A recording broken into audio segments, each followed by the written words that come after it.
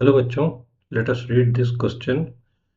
The question says that a body is so projected in the air that the horizontal range covered by the body is equal to the maximum vertical height attained by the body during the motion. Find the angle of projection. तो बच्चों इसमें ये body को इस तरह project किया जा रहा है कि उसका हॉरिजॉन्टल रेंज जो है वो मैक्सिमम हाइट के इक्वल है। तो की कॉन्सेप्ट, क्योंकि ये बॉडी को प्रोजेक्ट किया जा रहा है इसलिए प्रोजेक्टाइल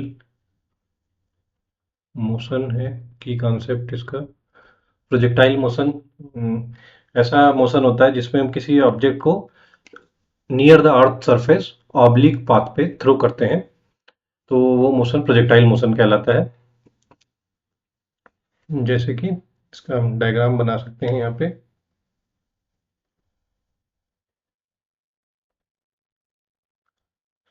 इस बॉडी को यहाँ से थ्रो किया गया, ये इतनी दूर जाके वापस जाता है अर्थ की सरफेस पे। इनिशियल वेलोसिटी u होती है अगर एंगल थीटा है, और ये हॉरिजॉन्टल कंपोनेंट होता है u cos theta, and initial velocity का vertical component u sin theta.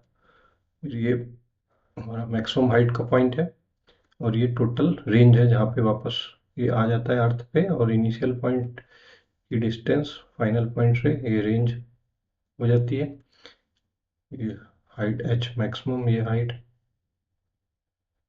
और तो इस केस में हम देखते हैं कि इसकी जो वर्टिकल स्पीड है वो बदलती रहती है, और मैक्सिमम पॉइंट पे वर्टिकल स्पीड 0 हो जाती है, जबकि हॉरिजॉन्टल स्पीड कांस्टेंट होती है क्योंकि हॉरिजॉन्टल डायरेक्शन में कोई एक्सीलरेशन नहीं है। तो ये मोशन हमारा प्रोजेक्टाइल मोशन होता है।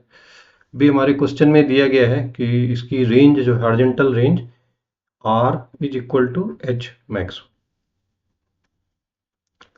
और r का हमारा फार्मूला होता है, अगर थीटा ही है तो u square sine 2 theta by g, और h मैक्स का फार्मूला होता है u square sine square theta by 2g। तो इन दोनों को इक्वेट कर देते हैं, तो साइन 2 थीटा हो जाता है 2 sine theta cos theta by g equal to u square sine square theta divide by 2g।